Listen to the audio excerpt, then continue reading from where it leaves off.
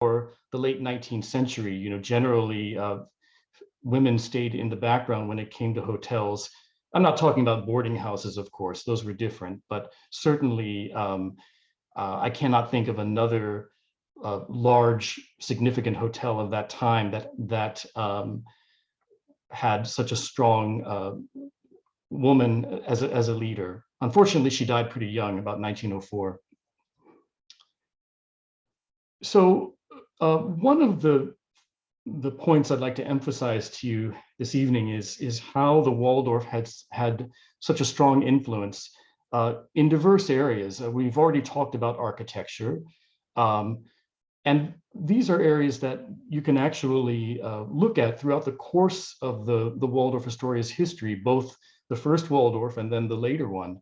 But another area that was significant was food and dining and cuisine. So I've pulled this early menu from 1900, and this menu is somewhat representative of the kinds of meals that were served at the Waldorf. As you know, one thing to emphasize is that the 1890s were really an age of lavish dining. Many Americans who were flush with newly acquired wealth began to follow gastronomy as a serious pursuit. Sometimes it was criticized by certain writers, but 9 courses was pretty common. So here's just an example of one. And one of the standout items on the menu is Jenny Lind soup. And I'd just like to read for you the ingredients of Jenny Lind soup. It included, it was a combination of rutabaga and chicken stock, thickened with flour and fat, plus Gruyere cheese, egg yolks, heavy cream, and all of it topped with beaten egg whites. Not exactly light fare, but it's been described as having the consistency of wallpaper paste. And that's actually a positive quality. It's supposed to have the consistency of wallpaper paste. So who was responsible for this part of the Waldorf's contributions? Well, I would have to say, first and foremost, it was Oscar Tschirky. Most people just called him Oscar of the Waldorf because his name was somewhat difficult to pronounce. But Oscar, I would describe as really being kind of the 1890s version of a celebrity chef, although he didn't actually cook meals. A lot of people thought he did, but the truth was he was really more of an all-around host. He was the most visible figure of the hotel during the early years. He was actually hired before the hotel even opened. So whereas George Bolt was much more of a quiet sort, almost a avuncular with his pince nez and beard, Oscar was a much more visible figure, and he actually would remain with the hotel in various capacities until 1950 when he died.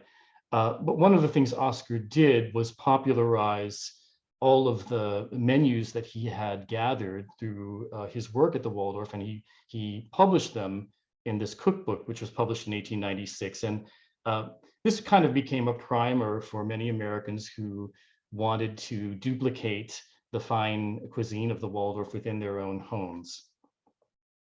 Here's a photograph of Oscar near the end.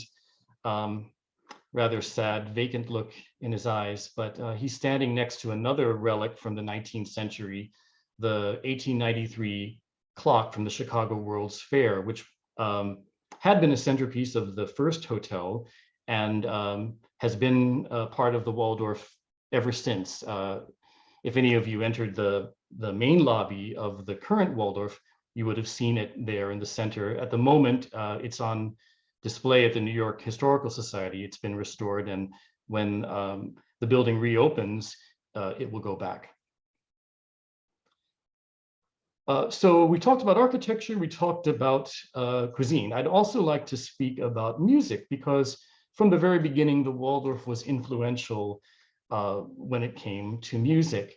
And one of the leading figures behind that was this fellow named Albert Morris Bagby. He was described in his obituary, maybe euphemistically, as a lifelong bachelor. But he really exemplified George Bolt's ideals for the Waldorf. He was refined, he was continental, he played bridge skillfully, and most importantly, he knew personally all of these stars at the Metropolitan Opera. So what he did most successfully was institute something called the Monday morning music halls. And he succeeded in convincing performers, stars like Nellie, Melba, Enrico Caruso, to get up at what for them was like an ungodly hour. I think when he first proposed the idea to Nellie Melba, she said, "I can't even spit at 11 o'clock in the morning." But they got paid very well.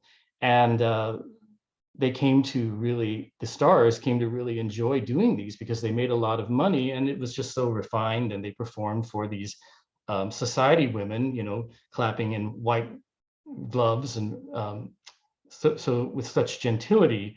And these became top society events. And this is another thing that stayed with the Waldorf for decades. Believe it or not, Bagby was still doing this in the early 1940s when he was over 80s at the later hotel. So that's another element. We see music and entertainment coursing through the history of the Waldorf-Astoria as an institution. I wanted to share this with you because this illustrates the climate, I would say, the working climate at the Waldorf-Astoria. It's a memo, an internal memo from 1906, and I'll read it to you. It's something that was dictated by Oscar, but on the part of George Bolt. It is the wish of Mr. Bolt that every head of a department carry a memorandum pad in his pocket, so that when he receives verbal instructions from Mr. Bolt or from another head of a department, he may jot such instructions down, as in this way the instructions are more likely to be carried out. You will find that this is far better than relying on one's memory. Mr. Bolt attaches great importance to the carrying out of this rule.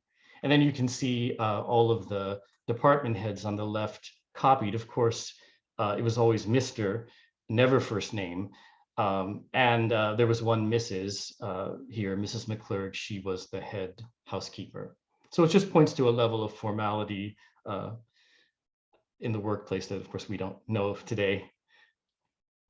I'm sharing this image with you as kind of a pivot point here in the lecture, because you know, the Waldorf opened in 1893, but of course it was part of a changing city. The 1890s and the years right after the turn of the century saw enormous change, both physically, architecturally, but also socially within the city. And for the rest of this lecture, I'm going to emphasize how the Waldorf adapted to a changing city. Truthfully, those rarefied ideals that George Bolt had expressed from the very beginning as being his goals for the Waldorf really didn't quite jibe with the larger city of which the hotel was a part. And this is just an example. We have a populous scene of Fifth Avenue, people taking a stroll, probably on a Sunday, dressed in their best. And we have flower sellers to the left and to the right. Something to do if you were strolling with someone you cared about to buy them flowers. We have a number of women alone. And what I find most fascinating is we also have in the very center of this image, a well-dressed African-American man strolling down Fifth Avenue. So culturally, the Waldorf was situated within a city that was, well, it was New York, and it was changing. And we see, once the Astoria is added to the hotel in 1897, we see things start to shift, because when the Astoria was added, it more than doubled the size of the hotel. So now it had altogether about 1,400 rooms. It's really hard to maintain that era of exclusivity when you have so many rooms to fill. It wasn't practical and it wasn't economical. So from here on, we really see how the Waldorf and George Bolt lowered the bars, figuratively speaking. As a matter of fact, just to give you an idea of how much bigger the Waldorf-Astoria was, if you just look over to the left of this postcard, that just the half part there on the left right here, that's the original Waldorf. Everything else is the Astoria. Again, the two hotels operated jointly from the very beginning, pretty much. They were never really separate hotels. Once the Astoria was added, it became Waldorf-Astoria. And there was even a song written about Meet Me at the Hyphen. So before, the earlier kind of figures, the Astors and the Vanderbilts and Bagby, those came to be replaced by new people, a new cast of characters. And I would say most representative of this group was a fellow named John Gates. His nickname was Bet-A-Million. Now, John Gates, I don't think he finished grade school even. He grew up on a farm in Illinois, raised by extremely conservative parents. He then ran a hardware store outside of Chicago. And slowly, over the course of some years, he became a leader in the barbed wire industry. His invention, but not his invention, but he popularized barbed metal wire as a way of controlling livestock, thereby eliminating the need for professional cowhands. And then over the course of some years, about 15 years, he orchestrated various mergers and acquisitions and so forth, and he became one of the country's top industrialists. So he became kind of the new figure, an example of the new figure associated with the Waldorf, much to George Bolt's horror. But George Bolt couldn't deny the patronage. This fellow Gates was rather crude. He was afflicted with bouts of colitis. He chomped his cigars. One quote that was written about him said that when dining, Gates's mouth seldom proved as large as the load his knife, or occasionally his fork, elevated to its general location. So these are not the kind of Americans that George Bolt had envisioned exactly when he planned for his hotel to be a haven for the well-to-do. But from 1897 onward, we really see the Waldorf acquiring more of, I would say, a demotic identity, welcoming many different types of people. And one of the factors in this was the popularity of the Waldorf-Astoria bar. Now, this was housed in the Astoria portion of the hotel. When the Waldorf opened in 1893, it didn't have a bar room. It served alcohol, of course, but guests would sit at tables and waiters would deliver their drinks to them, very, very civilized. So when this opened in 1897, it was the first time the Waldorf had a stand-up bar. Of course, it was men only, but it became really one of the sights of New York. And inevitably, it attracted a crowd not only associated with the Waldorf. It attracted people who were not only staying at the Waldorf, but people who were associated with the larger neighborhood, with the larger city. It became home to sort of a nightly group of stockbrokers, Wall Street figures, but also those who were associated with the entertainment industry, actors, performers, Tin Pan Alley songwriters, as well as maybe a less desirable element of con men, hangers-on, and a borderline criminal element.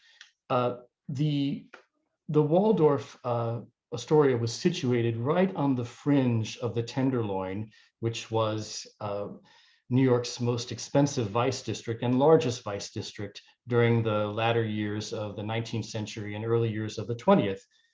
The Tenderloin really extended from Fifth Avenue westward, and it grew up in the shadow of the elegant hotels like the Waldorf Astoria. So there was always this somewhat criminal element, more of a pernicious influence that managers of the Waldorf were aware of the need to try to keep out. And we're going to be talking about that a little more a bit later.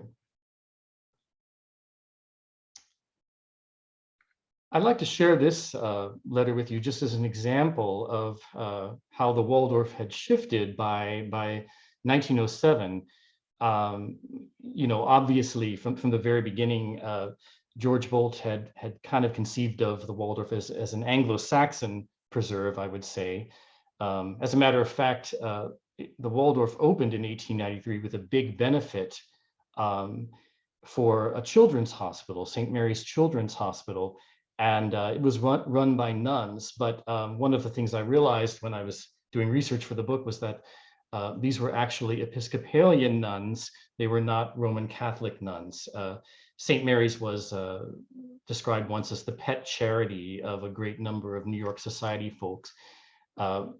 They probably would not have given such vigorous support to a Roman Catholic run charity. So just kind of gives you an idea of the mindset at the time in 1893. But by 1907, this is interesting because this memo is written by Oscar, and it's really all about, it's to a banquet client, and it's really all about the preparation of a kosher meal. So Oscar is explaining here that they could not open up the kitchen to allow an outside caterer, but they could allow the congregation's rabbi to come in and supervise the meal as they have done in the past. But one of the themes running through the book and something, well, it's been part of our history for a very long time, is the contrast between New York and the rest of the country. And in the book, there are various instances and examples where it's revealed, or we're reminded that the ways of New York were not always the ways of the larger country. So one of the things that was common for the Waldorf to do at the time is if they had a frequent guest and the guest happened to mention, oh, I'm going to Atlantic City, the front desk or the managers would say, well, we'll arrange some rooms for you. Just leave it to us. We'll do that. And it was just a courtesy, something the Waldorf did as part of its emphasis on service, which was always also a part of the Waldorf history from the very beginning. So this time, the guest's name, the Waldorf guest's name, was J.P. Rosenberg. And so when the manager wrote the Marlborough Blenheim Hotel in Atlantic City, he received this reply: "We beg to take this opportunity of stating that for strictly business reasons, we cater to Gentile patronage only." Of course, restricted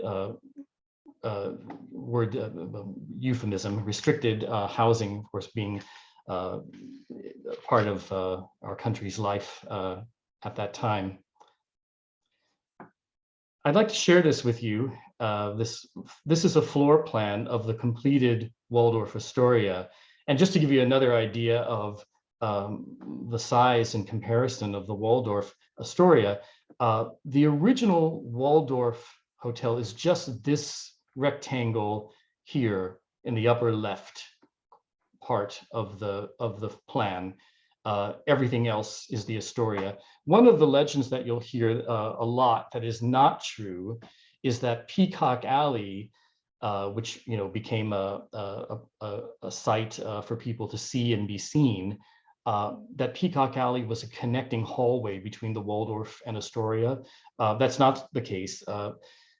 As you can see, there really was no room for a hallway between the two hotels. The Waldorf really fit snugly into the Astoria, or the other way around. Generally, the location of Peacock Alley shifted over the years a bit, but generally, for most of the history of the Waldorf-Astoria, it was generally agreed that Peacock Alley was this main corridor running along the 34th Street side of the hotel. Incidentally, the Waldorf initially was not at all pleased by the name Peacock Alley. This was a facetious term that newspaper reporters had bestowed on the hallway because they were kind of poking fun at the way people went there to strut up and down like peacocks. But the Waldorf never referred to Peacock Alley internally. As a matter of fact, going through much internal correspondence, it appears that the Waldorf did not begin to even consider the term Peacock Alley for promotion's sake until the 1920s. And the reason for that, I think, is pretty obvious. You know, in the 1890s and early 1900s, alleys were considered very dirty places, cramped places, very low places, places of poverty. A hotel of the Waldorf-Astoria's reputation would not have wanted to have itself associated in any way with an alley. Here we have a drawing of a Peacock Alley from around 1900. And we can see people socializing and promenading, and you see the carpets and you see the gentility of the space. But whoever did this did something very clever. If you look over to the left side, you see a little hint of something going on here. You see a woman kind of pressed up against a man. Meanwhile, another man comes along, turns around, looks to the woman, and it looks kind of like she's flirting with him, and they're flirting together. And then the fellow who's up against, whose face we see, seems also to be sort of in on it. It's almost like a little kind of a suggestion of a menage a trois. Not really, of course, but this is interesting because the truth was, again, that the Waldorf-Astoria, being a public place, though privately owned, like all hotels, was open to the public. And that meant, anyone could really come inside for the most part if they, were dressed a certain way. So the Waldorf-Astoria, like all top hotels in New York at the time, employed a team of house detectives, plainclothes detectives, to patrol and to monitor and to make sure that that there wouldn't be to try to root out vice and immorality in all of its forms. Again, the Waldorf was so close to the Tenderloin proximity, we can compare this image here to this one, which is a true scene of the Tenderloin. I believe this is supposed to be Koster and Weil's cork room, which was eventually, I believe, shut down by the city for all of the licentious goings on there. But here we see men cavorting with these rather buxom women drinking champagne. And this is sort of the more ribald version of the scene we saw a moment ago.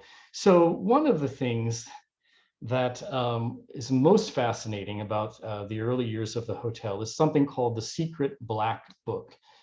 Now, this was a detective's log of all forms of criminal activity that took place within the domain of the hotel. Now, for years, a lot of legends grew up around the Black Book. For years, reporters from newspapers would try to get glimpses of it to no avail, and there was a lot of conjecture among them about what it contained. It was kept hidden from all but maybe about 2 or 3 of the most senior staff members of the Waldorf-Astoria. No one else got to see it. It was that secret. And the survival of this one from 1902 is a fascinating story in and of itself. In 1929, the Waldorf, when it closed, donated a lot of its files to the New York Public Library, but it never intended for this to be part of the files. But around the time demolition was taking place that spring and summer of 1929, someone was rummaging through a dumpster in back of the hotel and found this and took it to the library. And rather sheepishly, they accepted it, but the curator at the time wrote a note to all the staff members of the library, basically saying, don't let anyone know we have this. The Waldorf-Astoria people don't know it's here, and we're not supposed to, and we need to keep it hidden from the public for years, maybe forever. So he probably was maybe exaggerating its contents a little bit, but a lot of it is somewhat mundane, stolen items, lost items. But here on this page alone, we have examples of guests who were ejected for drunkenness, for flirting, for various forms of indecorous behavior. There are other references of con artists being put out, confidence men, pickpockets, prostitutes, and so on. But I want to direct your attention to the entry on the very top. I'm going to blow it up here. And it reads, this is by Joe Smith, who was the head house detective of the Waldorf. Put out Dr. Woodward from room 864, occupied by a Mrs. Loomis, the former occupying room 1468. When I entered with Mr. Barse was the manager, they were both undressed and had used the bed. It doesn't say how he knew that. I guess you have to use your imagination. Had them pay their bill and get out. So you might think that these were sort of people who were maybe on the outskirts of society, Dr. Woodward and Mrs. Loomis. They were not. They were actually leading New York citizens. Both were members both were listed on the social register. Dr. Woodward was a well-known ophthalmologist. He published a book at one point about the treatment of cataracts. He came from someone who had been a chief surgeon in the War of 1812. Mrs. Loomis was descended, her husband was descended from the Loomises, one of whom helped found the Chicago Board of Trade in 1848. If you go to Burlington, Vermont today, you'll find a Loomis Street named after the family. There's also a Loomis Street in Chicago. These were the kind of guests whom George Bolt would have wanted to welcome rather than, a wealthy Philistine like John Gates. But Joe Smith, the house detective, once wrote that when it came to questions of morality, we have no friends and we don't play any favorites. And that was certainly the case here. This was a Sunday, so especially for Mrs. Loomis, getting out of the hotel would have been pretty devastating. Her peers would have been lunching downstairs. So if seen leaving in the company of Dr. Woodward and the hotel officials, her ostracization would have been sealed. This is just a sort of an example of the extent to which the Waldorf went to root out unmarried couples. Sometimes it seemed as if the efforts were overzealous. It was particularly tricky because the rules against cohabitation were never posted publicly anywhere in the hotel, or any other hotels for that matter, because of course they touched on indecorous matters. But the policy was that unless a couple was married, a woman could only go so far as the threshold of a man's door. Otherwise, men and women were expected to socialize in parlors set up on each floor, specifically for that purpose. So many people were put out. It was a bit ironic in that the most private sections of the hotel, the guest rooms, were the ones that were most vulnerable to an invasion of privacy. Basically, legal precedent had established it as sufficient for a house detective to just knock and then barge right in. So you have a lot of cases in a number of instances in these logbooks of, women who were mortified of being broken in on naked, in the presence of these male detectives. But one last thing to emphasize here is that I'm not sure if it was the case with other hotels, but at the Waldorf, the house detectives were actually New York City police officers that had been hired from the police department, paid, of course, by the Waldorf. But when they acted, it was with a kind of municipal authority. So if there was ever kind of a dispute, as there often was at times, between those who were ejected, many men would claim, well, she's my stenographer, she's my aunt. George Bolt would say, well, those are our house detectives. We have to let them do their thing, because they were actual New York City police officers. So there was a flip side to all of this vigilance, this obsessiveness, really. And it speaks to a dichotomy that was part of the Waldorf during its early years. And in chapter 2 of the book, I get into this in more detail, and I really unpack it for you. I can't quite do that so much here, but if you go to the book, you'll kind of see how it worked out. But paradoxically, the kind of vigilance sort of employed by the house detectives gave the Waldorf a sense of security. Basically, it knew that any women who happened to be on the premises would be respectable. If they weren't, they would be rooted out and ejected. And this was often touted as a way of protecting women, protecting good women, you could say, from the wiles of the bad women. So the flip side of all of that is that the Waldorf at times could be quite progressive when it came to social issues, and in this case, women's rights. It's hard to believe now, but there was a time during the 1890s and early years of the 20th century when it was quite common for restaurants and cafes, but good restaurants in hotels and outside of hotels to forbid women from dining if they happen to be alone, if they happen to be unescorted without a man to accompany them, not during the day, not for lunch, but certainly in the evening, sometimes after 8 or 9, but sometimes as early as 6 o'clock. And there was something very arbitrary about the rule because it was never applied evenly and it was seldom posted. So there were quite a number of cases where women who were just hungry, this is also a time when more women were entering the workforce, and they were working and they needed a place to go and have a dinner after a long day's work, when these women would be turned away from top dining establishments, and even not such well-known dining establishments. Early women's rights advocates seized upon this and fought it and brought about lawsuits, and they were all pretty much unsuccessful.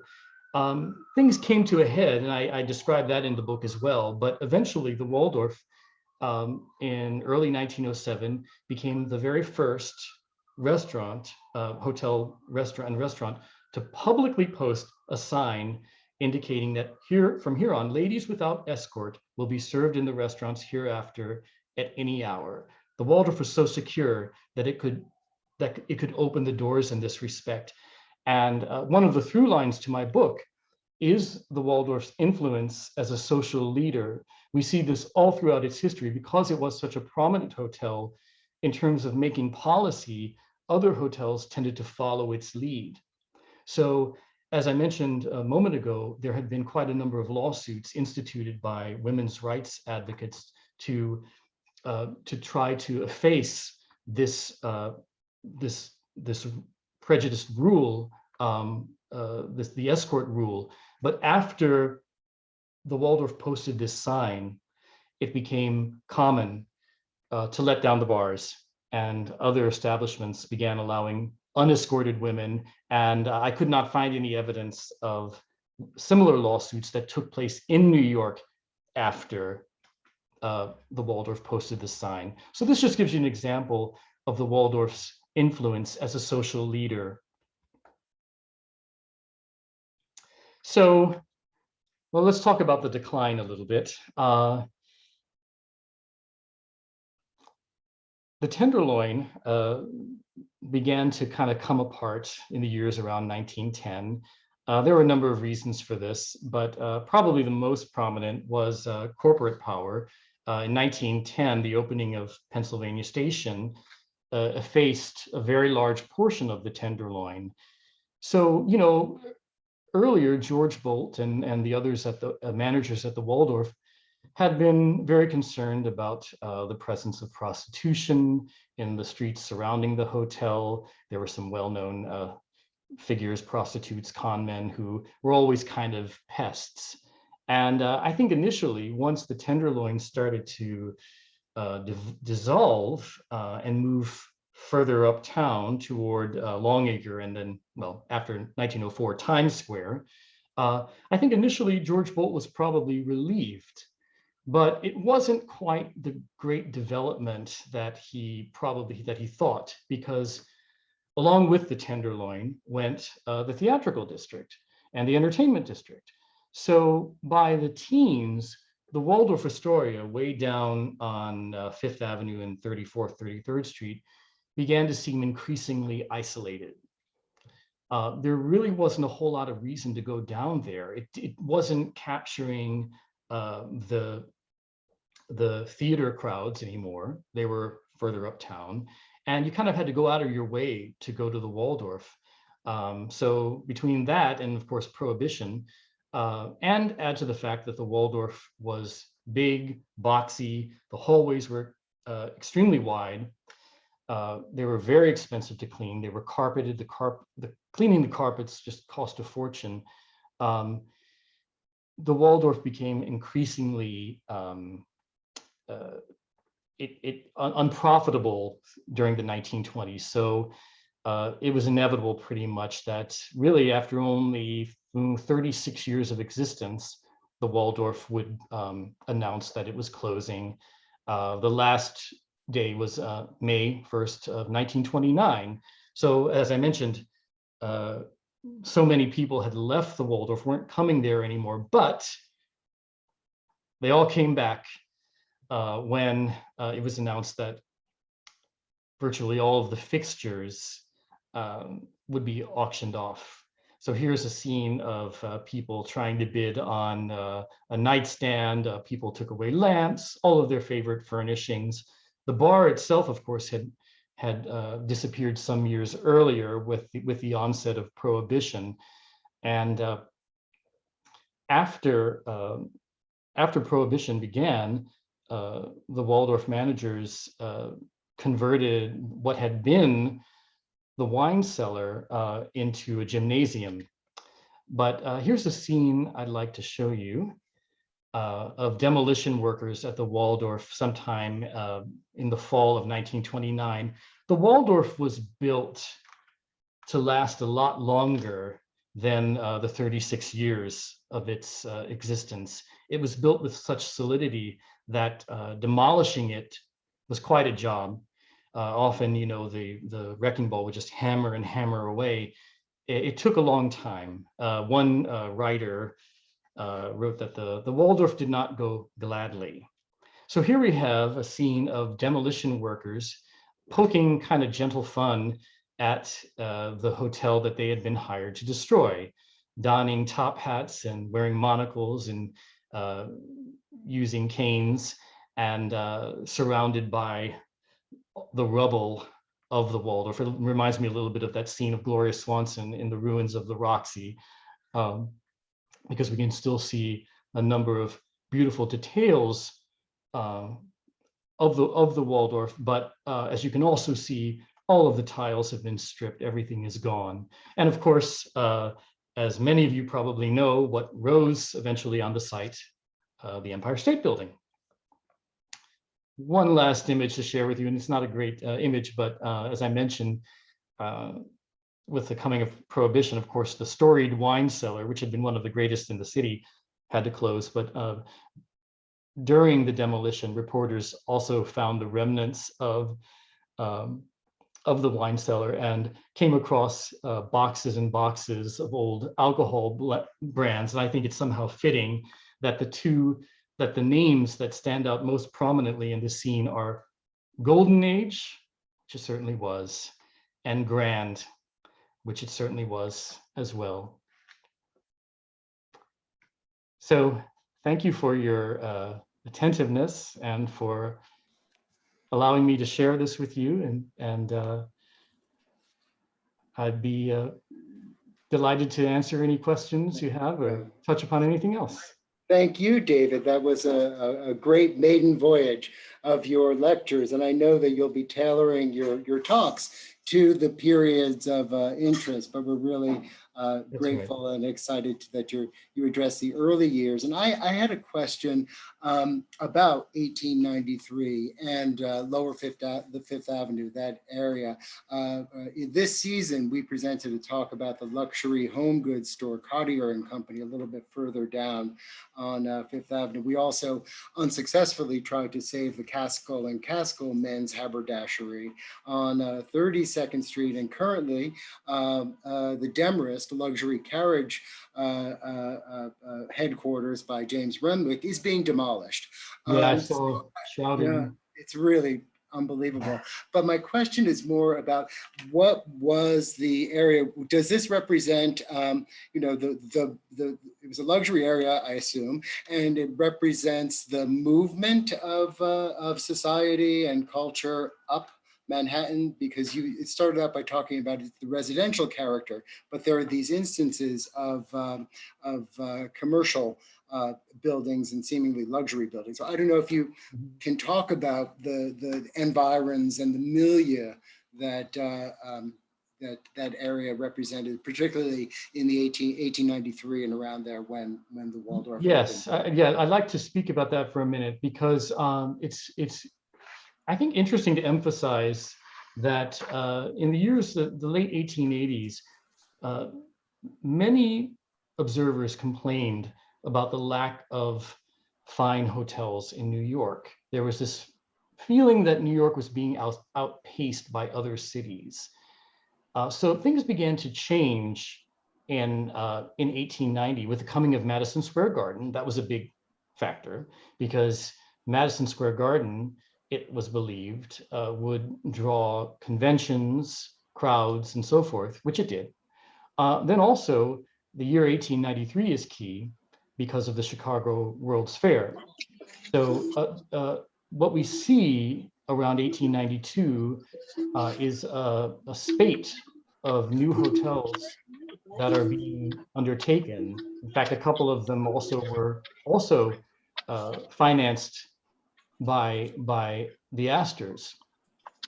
So one aspect of the Waldorf, I think yes, thank you.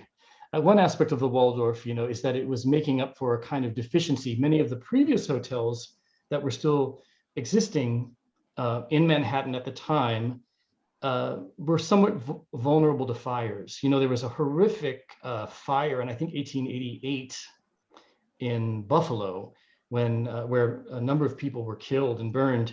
So there was always that fear that New York's hotels were really not up to the latest standards of safety.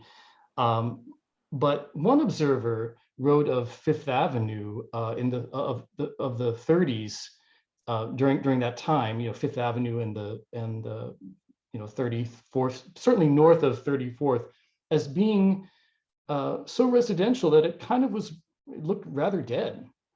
It was pretty quiet.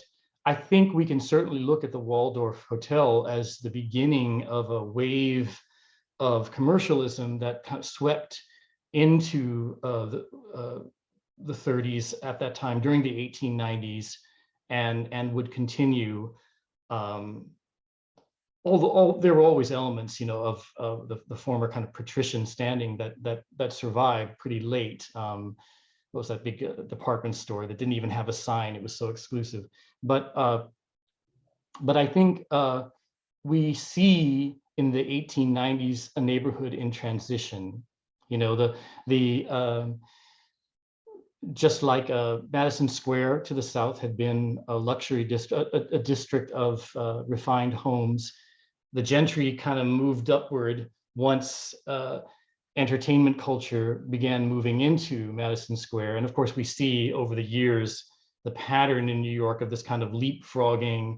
Once a neighborhood starts to be given over to commercial uses, the well-to-do move northward.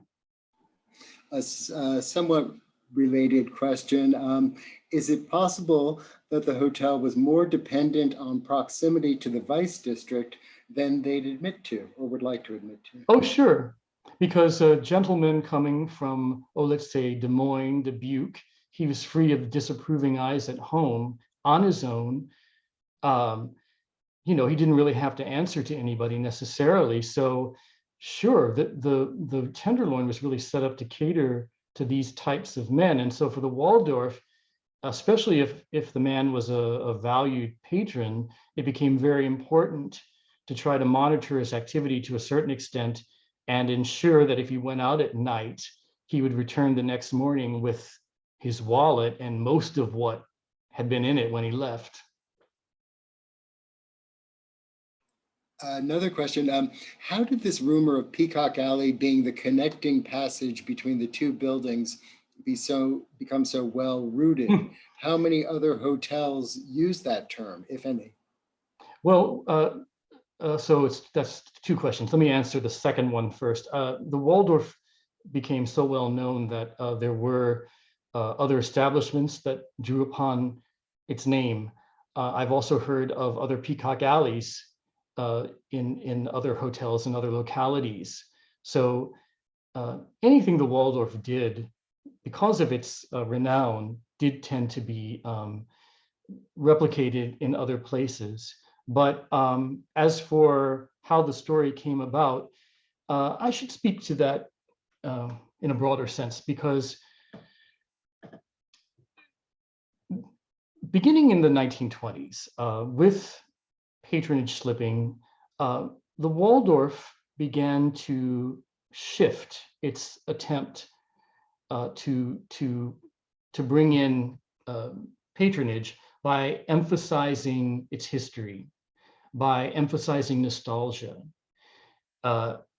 During the 1920s, so many people were nostalgic for the years of pre-prohibition and establishments like Rector's and like the Waldorf bar and all of that we really see the beginnings of this movement of nostalgia that the Waldorf really worked that. Actually, that's why, probably partially why they kept Oscar in the employ for so long. He was really, by the 1920s, a nostalgia symbol. So concomitant with this effort was a movement on behalf of the Waldorf to begin shaping its own image, shaping its own history and narrative. So to that end, it financed a number of books, of biographies. And some of them are interesting, but generally they do make a lot of claims, these biographies, that are pretty hard to verify. So you hear a lot of things like, oh, the Waldorf invented room service. The Waldorf was the first to use the velvet rope as a means of keeping certain elements out. And so we start to see a lot of stories around that time. And then, of course, what happens is those are repeated later on. So I suspect that that story, the story of Peacock Alley connecting the two may have begun then, or maybe later. You know, the Waldorf always had a very active publicity department, and you know, it's not really a major thing whether the Peacock Alley connected the hotels or whether it was a separate hallway. It's just something that, you know, I would say is of a piece. Probably one story though that is true is that the Waldorf-Astoria was where a Waldorf salad was created. And Oscar, I meant to mention that when I was talking about Oscar, Oscar sometimes would make a lot of claims. Um, and that's one that he certainly made over the years, that he invented Waldorf salad. It may be true, he didn't cook himself, so I'm not sure, but that is one of the many things that was associated with the Waldorf and that the Waldorf began. He didn't cook, but he wrote a cookbook or Yeah. edited a cookbook. So what I'm really Cool. saying is, we're talking about separating sort of myth Yeah. from fact, but to me, the facts that are verifiable about the Waldorf are as fascinating and interesting, if not more so, than the things that maybe are not verifiable. Question: did the Waldorf violate? I think you sort of said no to this, but it's an interesting question. Did the Waldorf-Astoria violate prohibition for their guests or run a speakeasy? No. No, neither. No, and that was actually part of the problem. Chapter 3 in my book is about prohibition. And unfortunately, hotels were hit hardest by prohibition because they're so out in the open. The Waldorf was such a public institution, it could not flout, it could not afford to violate those laws. And it was ironic because the patrons, the well-to-do patrons who had earlier supported the Waldorf, they were the ones supporting the speakeasies because they were the ones who could afford the exorbitant prices at the speakeasies. So the Waldorf lost its patrons to the speakeasies. And one of the initiatives that the managers of the Waldorf made was to fight quite publicly, not against prohibition per se, though they didn't like it, but what they perceived as its unequal enforcement. Because being so public, the authorities, the Waldorf was just exposed, whereas speakeasy was sort of somewhat out of sight by definition. And it was a lot easier for a boîte, dim place to skirt prohibition laws, especially with the sufficient payment of money to the authorities, right? The Waldorf couldn't do that.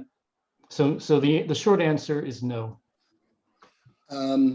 You note that among the reasons why the Waldorf was built was to accommodate the expected travelers to the Columbian World Exposition. And I got the impression that this was among several hotels, either in New York or maybe nationwide. Are there others that we know of that were built expressly or partially to accommodate the expected visitors to the Columbian World Exhibition, who I understand didn't really show up because of a financial slump or Yes, there was another hotel, I believe it was named the New Netherland, that Astor financed around the same time. The Waldorf was part of a larger pack of big hotels. One paper called them Fifth Avenue Monsters, not disparagingly, by the way. So there were other hotels. I think what we see over the course of the Waldorf's history is that it begins to emerge from the pack. There were others at the beginning. As I mentioned, this was not even Astor's sole hotel development of 1892, 1893. The New Netherland was also developed by him around the same time. So yes, these hotels were built with the hopes of catering to European visitors on their way to and from Chicago. And as you just mentioned, George, you're also right. The Chicago World's Fair did not do as well as expected. And a lot of that was due in part to the panic of 1893 that certainly affected business in the early years. As a matter of fact, the first few months of the Waldorf were really bad financially. And George Bolt, the manager, he had been managing hotels already for like about 15 years by this point. So he was something of a veteran. And he said to Oscar, just don't worry, it'll pick up.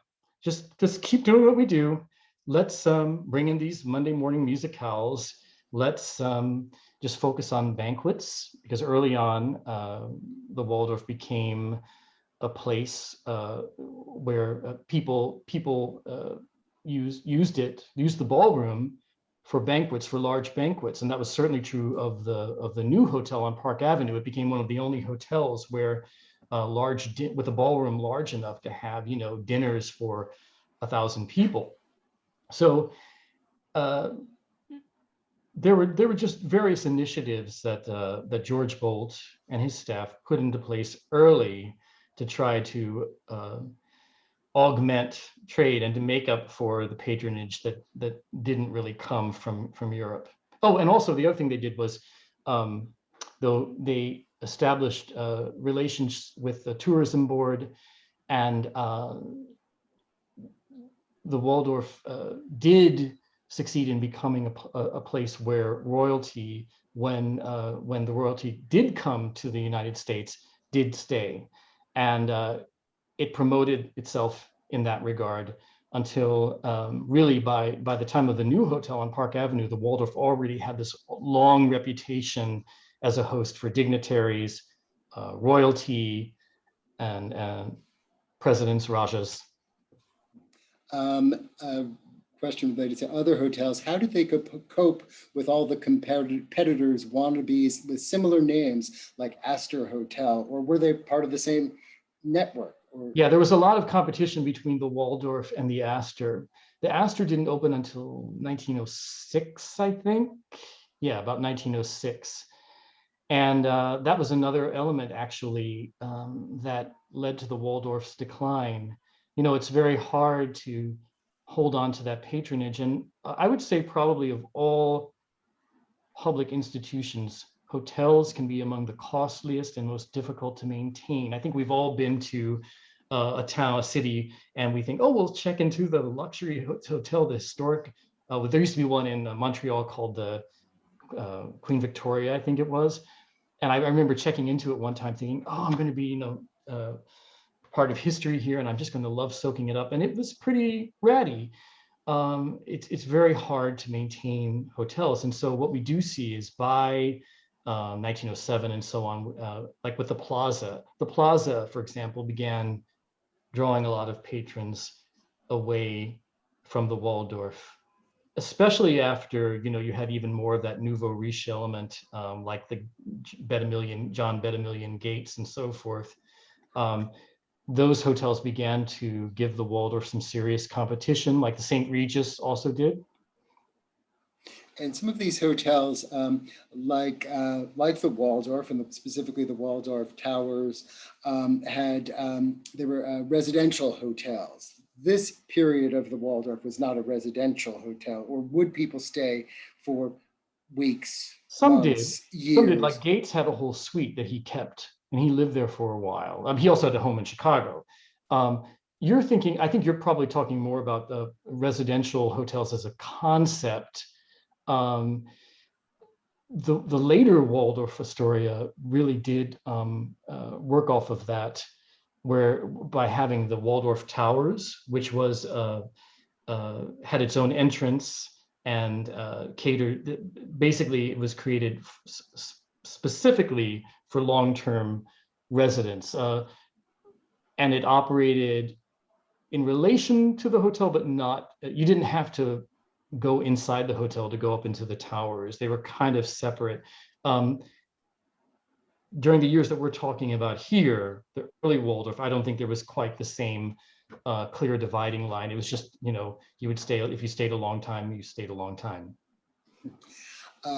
Question, in terms of what may have been salvaged and sold off of fixtures and other items from the old building, do you know of particular examples of where they ended up? You talked a little bit about the clock, and that's at the New York Historical Society, and it's going back in the new old. old hotel.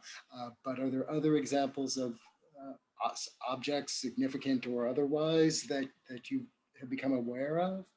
Well, certainly, if you talk about more quotidian items like teapots, silverware, you can go on eBay and you'll find examples of things like that for sale from both the old and the new Waldorf. But if we're talking about more prominent features like the clock, I can probably enumerate those right here. One of the most significant was a series of impressionist panels painted by Edward Simmons, I believe is his name. And those had been part of a ballroom in the original hotel. And they were transplanted to the new hotel on Park Avenue. And the way to see them, well, not now, but when the hotel reopens, it's called the Silver Gallery. And it's one of the corridors outside of the ballroom on the third floor. And it's kind of interesting because when it was unveiled in 1931, it was probably in many ways one of the most sleekly modern of the spaces within the Waldorf-Astoria, because it's all mirrors and shining glass. You see a reflection in a multitude of glass panels when you open doors. But along the sides of the ceiling is are two rows of impressionist paintings that were taken from the original Waldorf. So that's one example. The clock, what else? Maybe a couple of other artifacts were taken and put into the new hotel when it opened on Park Avenue. A question about your process. Did the hotel have a collection of archival material and photos that you had access to while researching your book? And you noted that the collections donated to the New York Public Library when they moved, but I don't know if there were others. And then what was the most challenging / frustrating aspect of your research? Okay. Well, certainly one thing to emphasize about the Waldorf-Astoria is that because it was such a prominent institution, documents, letters, files, memos, handbooks, employee handbooks, all sorts of things like that, primary source documents, are spread out across the country in various archives. Yes, I mentioned the Waldorf-Astoria files at the New York Public Library. Those only cover the first hotel, and they're pretty comprehensive. And of course, I used those a lot. But I also used archives for the later chapters. I used archives across the country. Interestingly, one of the best ones I used was the Wisconsin Historical Society. They have one of the finest collections of documents, especially if you're interested in social history. I drew upon that for several chapters. The Hoover Archive at Stanford, I used that. I used the Department of State records in Washington at National Archives, the Hilton Hotel records in Houston. Those were also very, very helpful. Those are Conrad Hilton, as we know, probably eventually came to own the hotel. His records were very useful. Also, I went to state archives of Florida and Tallahassee. So I really went I made quite a few trips to Ithaca, because Ithaca Cornell has great collections related to hotels, not just the Waldorf, but hotels all over. In terms of the archive the Waldorf has now, I actually have, if you read the prologue, you'll see, so I stayed, my partner and I stayed there the very last week it was open. And then I went back, the last night, and that's the prologue. But then it's been closed since then. So actually, I have now been in touch with the current property is owned by Dasha, a Chinese company. And the plan is, just to share, I won't get into this too much, but most of it's going to be converted to condos when it opens. Now they're saying, I think 2023, a portion, about 350 rooms, will be a hotel. But I have been in touch with them and have been working with them more recently, the U.S. representative, as well as the publicity firm that is marketing the condos, and they've been really lovely and very helpful and nice. But for much of the time, the Waldorf archive, the in-house archive that they have, I didn't have access to, but I do know what's in it because I found a container list in Houston, so I know that everything that's in it, I pretty much was able to find. Is it mostly about the 1931 hotel, or does it go throughout the history? It's more the current, current hotel, and it's also a lot of things like things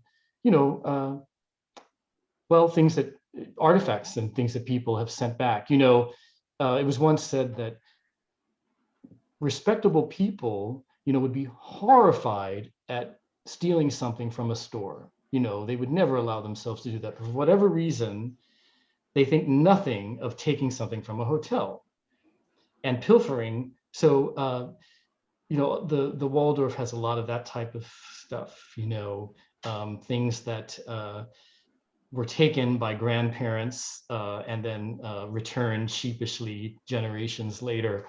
So that kind of, those are interesting, those are nice, but from a historical perspective, that's not quite what I'm looking more for the primary source documents, the letters and the internal stuff. And I wanted to really come to an understanding of how the Waldorf conducted itself as an institution in terms of setting policy. So within every chapter in the book, I try to, there's always there's some points where I try to identify where was it that the Waldorf exerted an influence through setting its policies. I'll take a slight digression and give a plug to, I think, your next talk, which will be covering the 1931 building. Correct me if I'm wrong, but I think it's in June for the Art Deco Society. So my next one's actually for Untapped in 2 weeks. Oh, okay, great. Yeah, and then the Art Deco is in right. June. So just another custom tailored lecture. Right. Let's see, what was the relation between the Waldorf and others nearby, like the Walcott and Lathan? Was it of a better class? Were the classes known as A, B, 3-star, 4-star? I mean, what was the lexicon that was used then, if there was one? So we're really kind of talking about how the hotel industry viewed itself internally. I will say this, I think the Waldorf was distinguished for a lot of reasons, but most of all, one of the themes that really extends throughout the book is that, I spoke about the influence of music, cuisine, entertainment, architecture. The Waldorf, as I also mentioned, became a social leader. We see this throughout its history. It became so prominent that it was really like a cynosure. All eyes were on it. And therefore, if somebody wanted to make a statement publicly and be sure that it was guaranteed publicity, they would go to the Waldorf to make it. So there was this sort of reciprocal relationship. The Waldorf attracted certain prominent guests and patrons and needed them, but they in turn needed the Waldorf. So in that way, the Waldorf truly became an institution that was part of the city, not just in New York, but truly part of it. It got to the point, like even by the 1960s, we really see this in the 50s. We see the symbiosis between City Hall, the Waldorf, the United Nations. The Waldorf was kind of a nexus. Just for example, when the heads of the film studios in 1947 felt that they needed to make a public statement against communism because box office receipts were declining and the motion picture industry was really in crisis. And Hollywood was being portrayed by a columnist like Hedda Hopper as a hotbed of communism. MPAA knew it had to do something. So it had planned to convene all the studio heads at its New York offices, but at the last minute, it switched to the Waldorf. And then because it knew that while the reporters were not invited to the meeting itself, they were invited to sort of an ante room and then briefed on the meeting afterwards. And then what became known as the Waldorf Declaration, totally, unbeknownst to the Waldorf staff managers, was put out into the press, which became the beginning of the Hollywood blacklist as we knew it. So I can't point to any other hotel, just to get back to the question, that had that kind of influence. It acquired a social influence that went beyond that of like the Plaza. The Plaza, for much of its history, probably is, if you had to like say what's more elite, I would probably say the Plaza has a reputation that is more elite than that of the Waldorf. This was confirmed for me by a former general manager of the Waldorf. But the Plaza didn't have that kind of influence within society and politics. Right, and just as another observation about the Waldorf being the nexus of popular culture or what was taking place in society, I noted that 35 passengers on the Titanic had rooms reserved at the Waldorf, and also the trial was held at the Waldorf, not at Town Hall. Not that was very interesting. Yes, there's a photograph you can see pretty easily online of those trials held at the Waldorf. And the Waldorf, especially when it became the Waldorf-Astoria, occupied a center stage.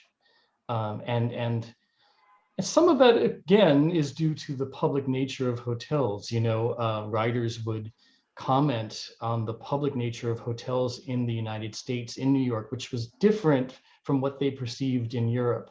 One writer said that the corridors of the Waldorf-Astoria really became like a public street or a square. And one sat in the lobby of the Waldorf and once compared it to, writings of Kipling, being sort of a place where just the world passed. And the Waldorf really used that to its benefit. Probably the last really great act of the original Waldorf's life was when it became an adjunct host to the 1924 Democratic Convention. That's in chapter 3 of the book. Just apropos of the Waldorf-Astoria, and specifically your comment about meet me at the hyphen. What happened to the hyphen?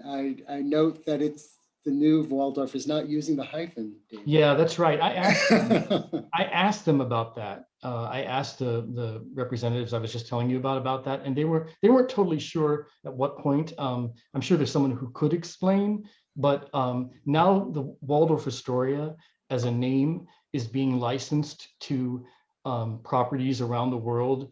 If you've seen, they're all over, and clearly now it's just being promoted as Waldorf-Astoria, no hyphen.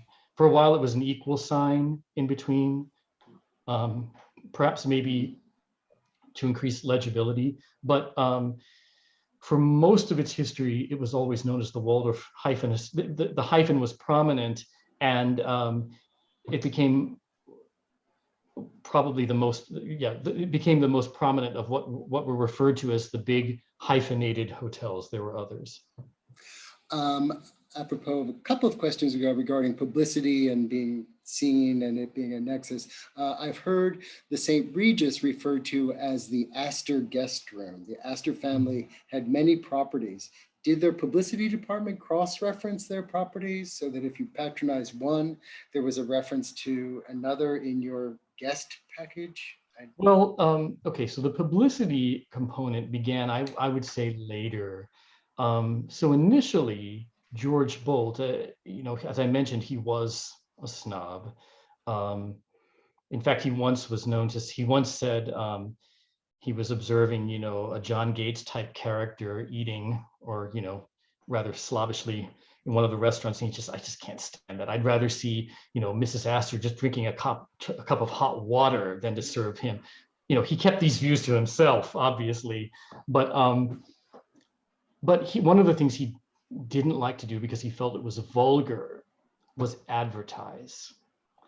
So the whole publicity thing didn't kick into gear until later, after he died. He died in 1916, and a new manager came in, a fellow named Lucius Boomer. I didn't talk about him tonight, but he really is probably the most prominent, significant figure associated with the history of the Waldorf-Astoria.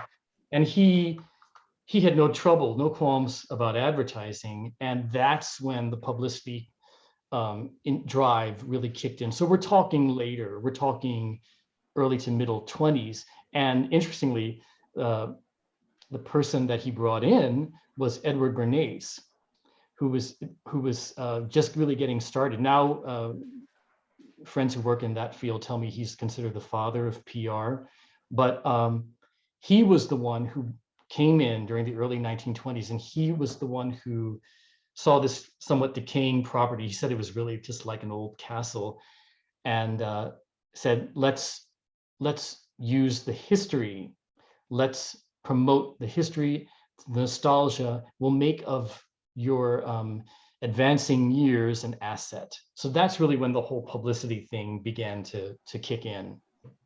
And I think we'll end on a related note. Were there guides that listed hotels that may have ranked them at the turn of the century around 1900? Were there guides, period, I guess is a question. And, Sure. and were there rankings as well? I've never seen like any kind of the star thing that we know of today. I'm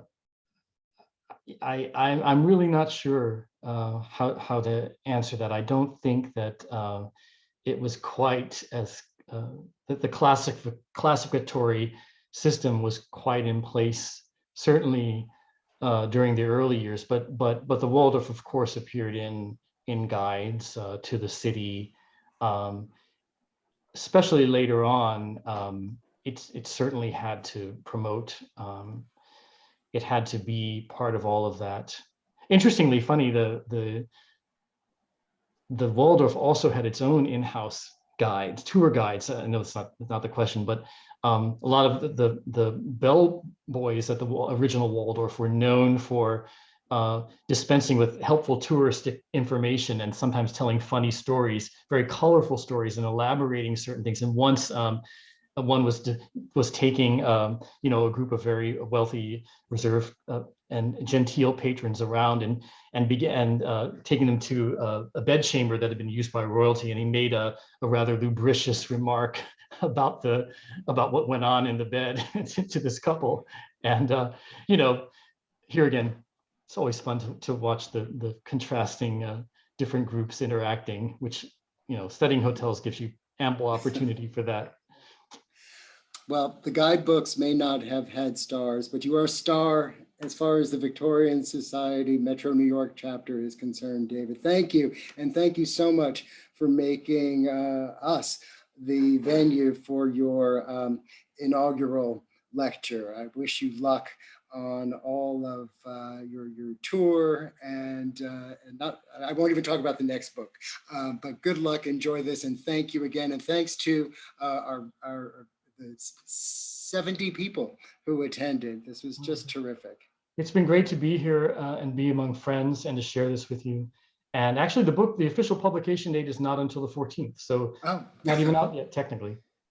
Well, I ordered mine I got it from Santa Claus. So I got mine a couple of weeks ago. So you can order it and get it. There you go. People are holding up their books. So thank you all again. And we look forward to seeing you perhaps at Monday's Emerging Scholars Talk, which promises to be different, but equally wonderful. Thank you again, everyone. Thanks, everyone.